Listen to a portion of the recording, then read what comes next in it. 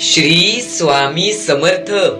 तर नमस्कार स्वामी भक्तांनो, सर्वप्रथम आपले स्वागत आहे आर के मराठी या एका भक्तिमय YouTube चॅनल वरती। आणि हा YouTube चॅनल तुमच्या आयुष्यासाठी भरपूरच महत्त्वपूर्ण ठरून जाणार आहे, म्हणून आत्ताची ही व्हिडिओ आत्तापासून ते शेवटच्या सेकंदापर्यंत ऐका आणि त्यानंतरचा तुमचा अनुभव आणि व्हिडिओ बघितल्यानंतरचा तुमचा याच्यावरचा रिएक्शन तो की कमेंट बॉक्स मध्ये एकदा नक्कीच सांगा।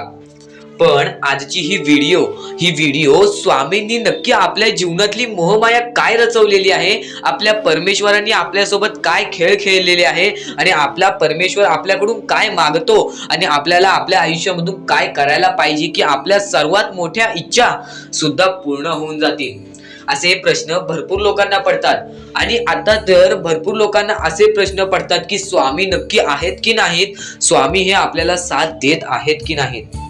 रोज कंटाळले पण स्वामी त्यांची साथ देत नाहीत, त्यांचा उपाय आणि भरपूर सारे स्वामींचे विचार जे की काही कमी वेळातच तुम्हाला समजून जाणार आहे, म्हणून आपली व्हिडिओ आतापासून ते शेवटपर्यंत एकदा पूर्णपणे नक्कीच बघा। पण त्या अगोदर तुम्ही जर आपल्या या चॅनलवरती नवीन असाल तर लवकरात लवकर आपल्या चॅनलला सबस्क्राईब सुद्धा करून ठेवा, कारण आपल्या चॅनलवरती असे व्हिडिओज येत राहत असतात जे व्हिडिओज पाहून भरपूर लोकांचे आयुष्य पूर्णपणे बदलून गेलेले आहे। आयुष्यात तो माणूस कितीही दुःखात गेला असेल तो त्या दुःखातून बाहेर आलेला आहे, कारण की स्वामींचे आणि आपल्या परमेश्वरांचे विचारच तसे होते।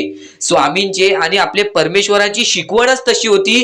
ती शिकवण फक्त मी त्यांचा स्वामी सेवक बनून तुमच्यापर्यंत पोहोचवली आणि त्यानंतर त्या स्वामी भक्तांच्या आयुष्यामध्ये सुद्धा भरपूर सारा फरक त्यांना जाणवला आणि तो फरक तुम्हाला सुद्धा जाणवणार आहे। फक्त तुमच्या आयुष्यातले 4 ते 5 मिनिटं रोज आमच्या व्हिडिओ पाठी घालवा आणि त्यानंतर काही दिवसानंतर तुमच्या आयुष्यातला फरक तुम्हाला जाणवणार आहे। त्यासाठी आपल्या चॅनलला सबस्क्राईब करून बाजूला बेल आयकॉन दिसत असेल त्याला क्लिक करून ठेवा, कारण आमची व्हिडिओ सर्वप्रथम तुम्हाला पाहता येईल। तर सर्वप्रथम या आयुष्यातली सर्वात मोठी गोष्ट, तुमच्या विचारांवरती तुम्ही लक्ष ठेवा। त्या विचारांचे शब्द होतात आणि शब्दांवर लक्ष ठेवा, त्या कृतीत उतरतात। तुमचे शब्द हे तुमच्या कृतीत उतरतात, कृतीवर लक्ष ठेवा, त्या तुम्हाला परफेक्ट बनवतात, त्या गोष्टी तुम्हाला एकदम कठीण बनवतात। आणि तुमच्या त्या गोष्टींवरती लक्ष ठेवा ज्याच्याने तुमचे चरित्र घडते आणि तुमच्या चरित्रावरती लक्ष ठेवा ज्याच्याने तुमचे भविष्य घडते। आता तुम्ही बोलणार की नक्की सांगतोय तरी काय, ह्या एका वाक्याचा अर्थ तुम्हाला या व्हिडिओतून समजून जाणार आहे आणि तो एक छोटासा वाक्य तुमच्या आयुष्यात सर्वात महत्त्वाचा वाक्य ठरून जाणार आहे, म्हणून हे व्हिडिओ पूर्णपणे पहा। पण त्या अगोदर अजून एक महत्त्वाचा टप्पा मी तुम्हाला सांगायला जात आहे। खाली तुम्हाला एक फोन नंबर दिसत असेल, तो फोन नंबर ऑनलाईन पेमेंट साठी आहे। तर सर्वप्रथम मी तुम्हाला महत्त्वाची गोष्ट सांगतो, आपल्या आयुष्यामध्ये आपण भरपूर काही मिळवलं, आपल्याला खाण्याची वेळ सुद्धा असेल, पण बरीच लोक अशी आहेत ज्यांना आता खायला सुद्धा मिळत नाही, ज्यांना एका वेळेचं जेवण सुद्धा मिळत नाही आहे। आणि आम्ही एक मोहीम राबवली आहे, त्या मोहिमेमध्ये आम्ही गरीब आणि गरजू लोकांना जेवण व त्यांची गरजा पूर्ण करून देणार आहोत आणि त्यासाठी आम्हाला तुमच्या मदतीची भरपूरच गरज आहे। आणि तुमची मदत ही तुमची छोटीशी मदत आमच्या लाख मोलाची ठरेल। आणि त्यासाठी बरीच लोक त्या गोष्टीमध्ये उतरण्याचा प्रयत्न सुद्धा केलेला आहे। गेल्या 2 व्हिडिओत मी तुम्हाला या गोष्टीबद्दल सांगत आहे आणि भरपूर लोकांनी त्यात मदत सुद्धा केलेली आहे। आणि मागच्या वेळेला मदत केलेली ही लोक ज्यांनी की शीतल पाठक आणि सदानंद सादविलकर यांनी आपल्याला या मोहिमेसाठी मदत सुद्धा केली आहे, त्यांचे मनापासून आभार। आणि सर्वप्रथम गोष्ट मी तुम्हाला हे सांगतो, स्वामींनी या कलियुगातली सर्वात पहिली गोष्ट ही लिहिलेली आणि सांगितलेली आहे ती म्हणजे माणुसकी, कारण की या वेळेमध्ये कोणीच कोणाचं नसतं, ही गोष्ट सुद्धा तुम्हाला माहिती आहे। आपल्या जवळची माणसं सुद्धा आपली नसतात आणि या वेळेस जर तुम्ही परक्या लोकांना मदत करत असाल तर तुम्ही तुमच्या आयुष्यातला सर्वात नेक काम आणि चांगल्या कर्माचा काम करत असाल, कारण की कर्म हे तुमचं भविष्य ठरवते। म्हणून आता जर तुम्ही गरीब लोकांना मदत केला तर ते तुमचे आयुष्यात पुढे भरपूरच तुमच्या आयुष्याला भरपूर काही भेटणार आहे। आणि ती गोष्ट तुम्हाला समजत असेल की मला तुमच्यापर्यंत नक्की पोहोचवायचं काय आहे। आणि त्यानंतरची गोष्ट, जर तुमच्याकडून मदत होत नसेल तर तुम्ही नाही केली तरी चालेल, फक्त मनातल्या मनात फक्त एवढे विचार करा, मी ज्या दिवशी या काबिल होईन की मी कोणाला मदत करू शकतो त्यावेळेस तुम्ही दिल खोलून मदत करा, कारण की तुमची मदत ही दुसऱ्यांच्या आयुष्यामध्ये आनंद आणत असते आणि जर तुमच्यामुळे दुसरा कोणी आनंदी होत असेल तर तुमच्या आयुष्यामध्ये आनंद राहतेच. ही गोष्ट नेहमी लक्षात ठेवा. आणि या मोहिमेसाठी तुमची मदत आमची लाख मोलाची सुद्धा ठरून जाणार आहे. आणि आता सर्वात महत्वाच्या गोष्टीकडे आपण वळूया. सर्वप्रथम तुमच्यामध्ये जे भय असते, तुमच्यामध्ये जी भीती असते की मी आयुष्यात काही करू नाही शकत, ती भीती पहिले तुम्ही मोडा आणि आयुष्यामध्ये रडणे सोडा. कारण की रडण्यामुळे आयुष्य आपले खचून जाते, आपण अजून दुःखामध्ये जातो. फक्त त्या रडण्यातून आपल्याला अजून काहीतरी शिकायला मिळते, ते म्हणजे आपल्याला त्या गोष्टीतून आपल्याला शिकवण मिळते, ते म्हणजे आपण आपल्या आयुष्यात कसे जगावे. आज तुमच्यावरती अडचणी आल्या आहेत, आज तुमच्यावरती दुःख आलेले आहेत, तुम्हाला त्या गोष्टीचा अनुभव आलेला आहे. आणि ज्यांच्याकडे सुख आहे, ज्यांच्याकडे पैसा आहे, त्यांना त्या गोष्टीचा अनुभव नाही आहे. आणि येणाऱ्या वेळेस जर त्यांच्यावरती ती वेळ आली तर त्यांना त्या गोष्टीतून बाहेर निघायला कठीण पडेल. फक्त जर तुम्ही या गोष्टीतनं बाहेर निघाला असाल, या दुःखातनं बाहेर निघाला असाल, तर येणाऱ्या वेळेस तुम्हाला परत दुःख आले तर तुम्हाला त्या गोष्टीचा अनुभव असेल आणि त्यावेळेस ते दुःख तुमच्यावरती भारी पडणार नाहीत. ही गोष्ट नेहमी लक्षात ठेवा. तुम्ही आज प्रयत्न करताय, आज तुम्ही बऱ्याच गोष्टी करत आहात आयुष्यामध्ये, त्या गोष्टी सुद्धा यशस्वी ठरणार आहेत, त्या गोष्टींमध्ये सुद्धा तुम्ही पुढे जाणार आहात. फक्त स्वतःवरती विश्वास ठेवा, तुमच्या देवावरती विश्वास ठेवा, आयुष्यामध्ये तुम्ही पुढे जाणार, ही माझी गॅरंटी. आणि या पुढचं ऐकण्यापूर्वी आपल्या चॅनलला लवकरात लवकर सबस्क्राईब करा. तुम्हाला ही गोष्ट सांगत असतो की तुमचे कर्म चांगले असतील, तुमचे विचार चांगले असतील, तुमचे वागणूक चांगली असेल, तुम्ही तुमच्या आयुष्यामध्ये काही ना काही ते करू शकाल. तुम्ही बोलाल हा वाक्य तू रोज बोलतोस, त्याचं उद्दिष्ट असं आहे की आपण रोज एक काम करतो, त्या कामाची आपल्याला सवय पडते आणि त्या कामाची सवय पडल्यानंतर आपण त्या कामामध्ये एक्सपर्ट होतो, आपण ते काम आपल्याला समजतं. तसाच मी तुम्हाला हे रोज सांगतोय, तुमच्या रोज कानावरती पडला तर तुम्ही तो त्या मार्गावरती चालायला लागाल. कारण की एकदा सांगितलेली गोष्ट माणसाला लवकरात लवकर पटत नाही, म्हणून त्या गोष्टी वारंवार ऐकून जर तुम्ही करत असाल, म्हणून मी तुम्हाला हा संदेश रोज पोहोचवतो की तुम्ही तुमचे कर्म चांगले ठेवा, तुम्ही तुमचे विचार चांगले ठेवा, तुम्ही तुमचे कृत्य चांगले ठेवा. हे गोष्टी भरपूरच महत्वाच्या आहेत. आणि बिलीव्ह इन कर्मावरती बिलीव्ह करा, कर्मावरती विश्वास ठेवा. तुमचे जसे कर्म तसे तुम्हाला फळ मिळणार. स्वामींनी सुद्धा हा वाक्य वापरलेलाच आहे, तुमचे जसे कर्म तुम्हाला तसेच फळ भोगावे लागणार. जर तुम्ही आज चांगले कर्म केलात, चांगली माणुसकी बाळगलात किंवा चांगल्या काही गोष्टी केलात तर त्यानंतर तुम्हाला काही ना काहीतरी भेटणार. म्हणून तुम्हाला सांगतो, तुम्ही कधीही तुमच्या प्रयत्नांवरती विश्वास ठेवा, तुम्ही आपल्या परमेश्वरावरती विश्वास ठेवा, तुम्ही तुमच्या आयुष्यावरती विश्वास ठेवा आणि या आयुष्यात पुढे जा. तुम्हाला प्रत्येक गोष्टी नाही मिळाली तर मला सांगा. आणि आत्ताच्या वेळेत तुम्हाला मीच सांगतो की अशा बऱ्याच गोष्टी आहेत ज्या की आपल्याला सगळ्यांना समजून घेणे महत्वाच्या झालेल्या आहेत. आणि त्या गोष्टी तुम्ही समजून सुद्धा घेणार आहात, मला सुद्धा माहित आहे. कारण की अशा काही गोष्टी असतात ज्या गोष्टी आपल्याला समजून घेऊन त्या गोष्टी प्रत्यक्ष जीवनामध्ये करावे लागतात. तर कलियुगामध्ये तुम्हाला सांगतो, तुम्ही फक्त स्वामींवरती विश्वास ठेवा, रोज स्वामींचा नाम जपन करा. आणि सध्याच्या वेळेतच घडलेली ही एक घटना आहे, सध्याच्या वेळेतच घडलेली ही गोष्ट आहे, जी गोष्ट खूपच हृदयाला लागून गेलेली आहे आणि मनाला लागून गेलेली आहे. ती गोष्ट मी तुम्हाला थोडक्यात सांगणार आहे, म्हणून लक्ष द्या आणि ती गोष्ट एकदा नक्कीच ऐकून घ्या. कारण की ती गोष्ट ऐकल्यानंतर तुमच्या अंगावरती काटा नाही आला तर मला सांगा. कारण की स्वामींनी स्वतःहून हे काम केलेले आहे आणि त्या भक्तांनी हा संदेश जवळपास सर्व लोकांपर्यंत पोहोचवलेला आहे. आणि बऱ्याच लोकांनी ही गोष्ट माहित असेल, पण तुम्हाला माहित नसेल तर तुम्ही हे ऐकून घ्या. ही गोष्ट मी तुम्हाला सांगणार आहे आणि त्यानंतरचा एक महत्वाचा मुद्दा, शेवटचा जो सगळ्यात महत्वाचा मुद्दा आहे, तो तुमच्या समोर आणणार आहे. तर त्यापूर्वी पुण्याच्या जवळच्या गावातला एक माणूस होता जो की रोज स्वामींच्या भक्तीत मग्न असायचा. त्यांनी हळूहळू भरपूर लोकांना त्यांच्या भक्तीमध्ये मग्न केले आणि सर्व लोक रोज पूजेला नियमित, रोज स्वामींचे नाव जपन करायला, रोज स्वामींचे जप करायला यायचे आणि कोणीच असे चुकीच्या वेळेवरती किंवा वेळ चुकवून यायचं नाही. आणि रोज लोक रेग्युलर यायचे. पण एके दिवशी तो त्याच्या कामावरून आला, घाईघाईत आला आणि आपल्या स्वामींच्या दरबारावरती गेला, स्वामींच्या समोर गेला, तिथं स्वामींचा फोटो तर दिसत होता पण आजूबाजूची माणसंच दिसत नव्हती. तो माणूस सुद्धा विचार करायला लागला की आज सगळीजण गेलेत कुठं. त्याला वाटला सगळेजण थोडे लेट झाले असतील, ते थोड्या वेळाने येतील, तेवढ्यात मी तिकडचा झाडू बिडू काढून घेतो. त्यांनी केर काढला, तिथं पोछा मारला, तेवढ्यात सुद्धा कोणीच आला नाही आणि वेळ जात होता. त्यांनी आपले स्वामींची पूजा चालू केली. त्यांनी समोर फोटो बघितला आणि त्याला सर्वप्रथम नमस्कार केला. श्री स्वामी समर्थ म्हणाला.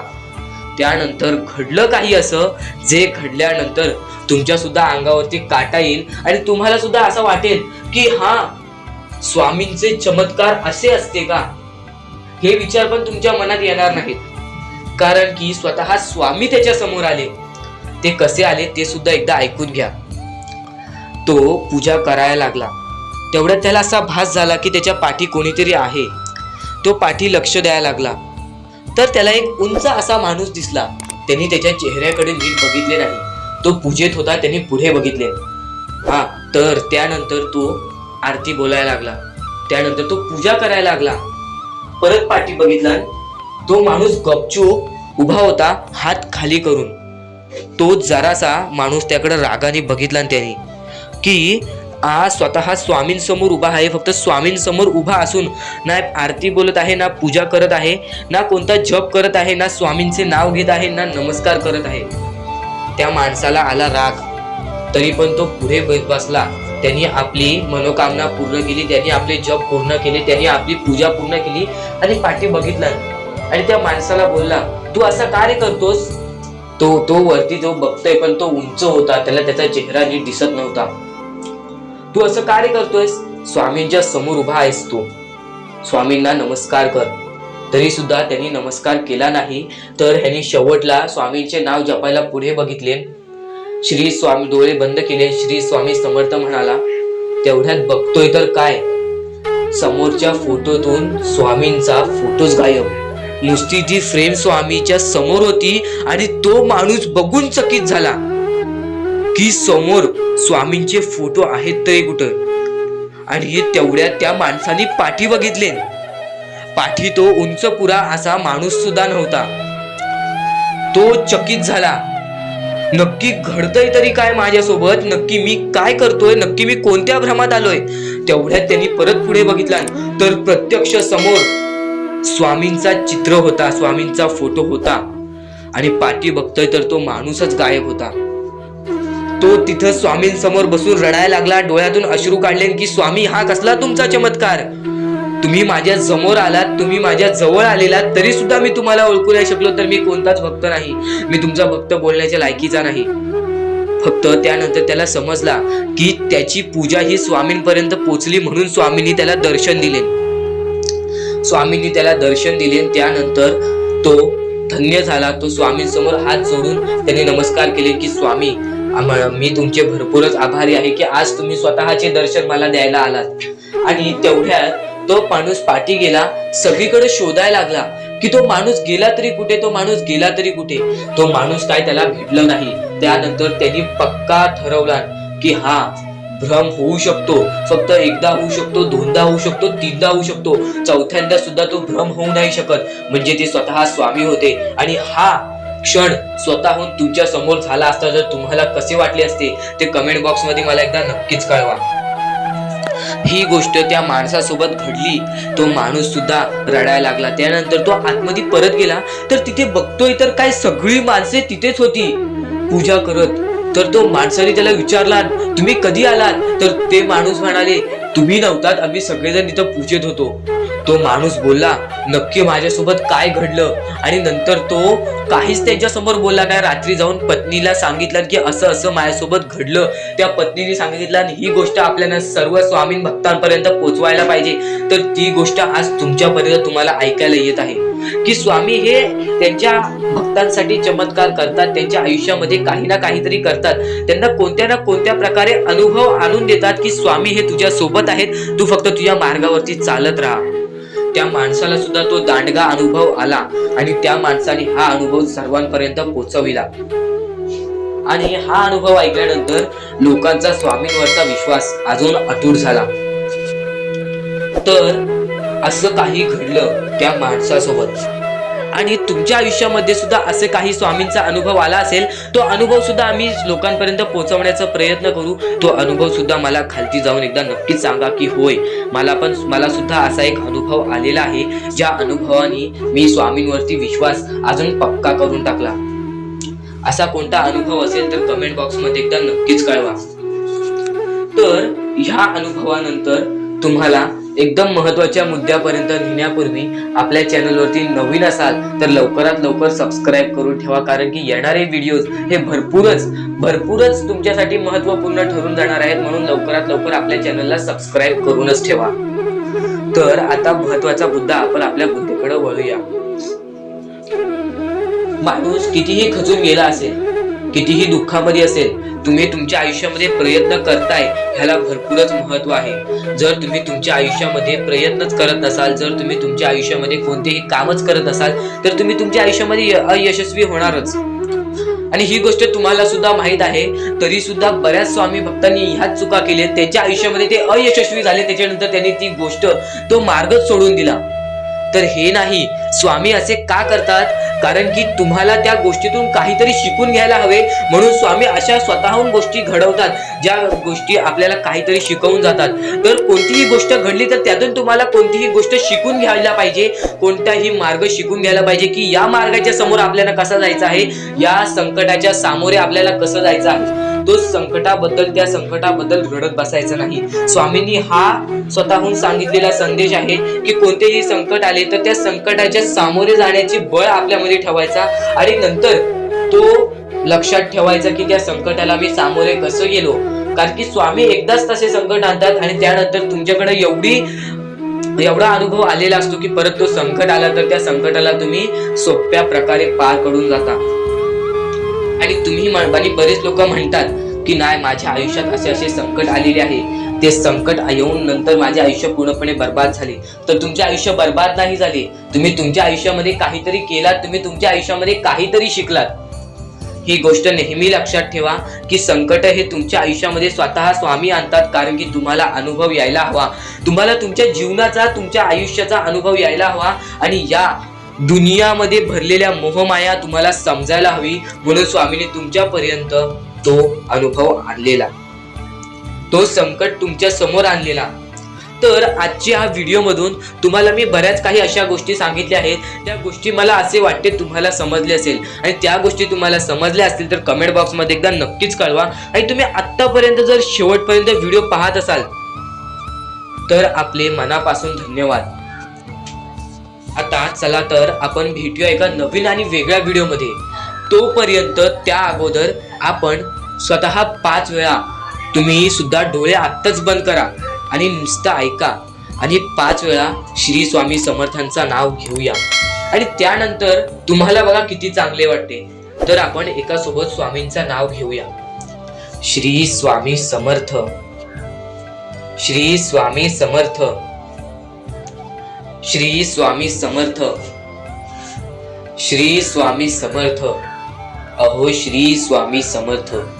डोळे उघडा आणि तुमच्या समोर असं वाटत असेल की हा आता काहीतरी मला वाटतोय, कारण की स्वामींच्या नावामध्ये अशी एक जादू आहे जी की आपल्या आयुष्यातले सर्व दुःख, आपल्या डोक्यातले घाण विचार बाहेर काढून टाकते. म्हणून स्वामी समर्थांचा नाव हा तुम्ही नेहमी घेत राहा.